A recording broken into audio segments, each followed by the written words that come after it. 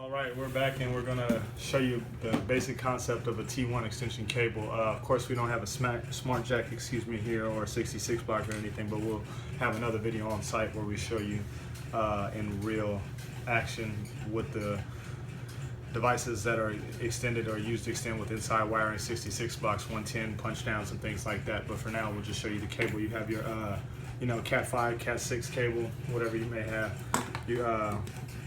If one end is at the D mark and you have your smart jack, then it's going to be pretty simple because you're just going to take your B standard, you're going to take all these, untwist them, pull the shielding back below the shielding, make sure it's not nicked, basic stuff, so it's not nicked, and untwist your pairs.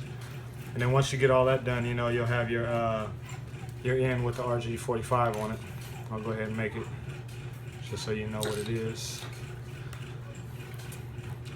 Twist them all, bam. And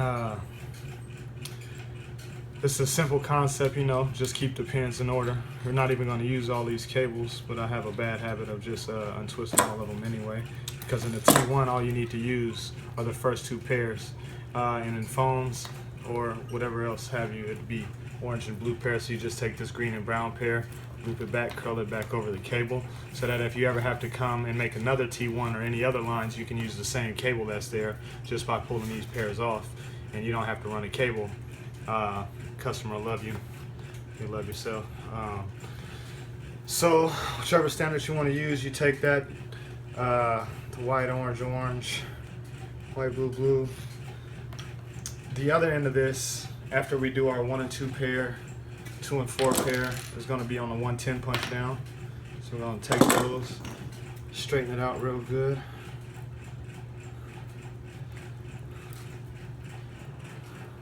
Nip it down, take it.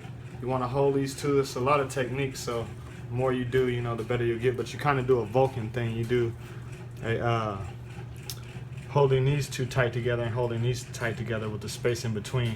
So that way, when you want to slide and control, it's a little bit easier. See, these went into the first two grooves, no problem. Now these second two, depending on how I hold it, I didn't hold them too tight, but yep, pretty easy though. Skips that third hole, hits 4 and 5, bam, done, solid. You grab that, you crimp that closed. That's your smart inside or smart jack in, and you would plug this down in your demarcation point underneath your smart jack, corresponding to your elect ID or whatnot. And then the other end, would traverse the building. It would go wherever, or maybe just in the same room over to the rack, and it would pop through as a regular cable like this, come through as a cable. And what they usually ask you to do is, they don't ask you to put it on a rack, they ask you to put it on a biscuit.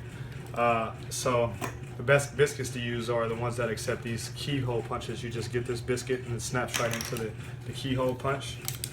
But you do your same strip, take it down, and we're only using our blue and orange.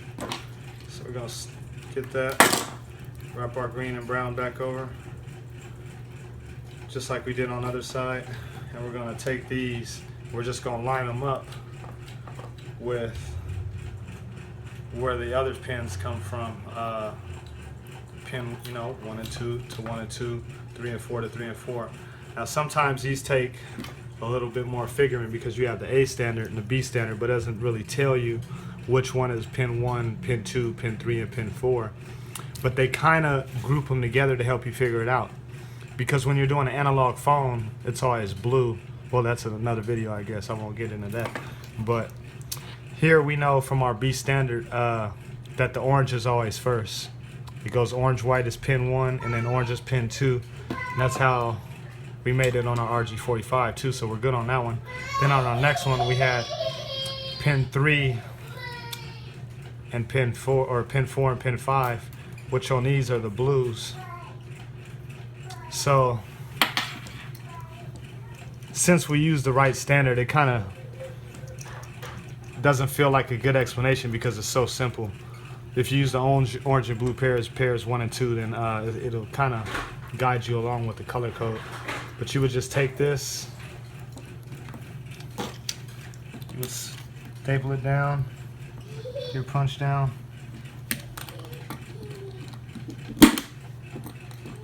You know the rest. You snap it in your biscuit, and then you would just use a pre-manufactured Ethernet cable at that point, or you might have to make a cable to connect from here.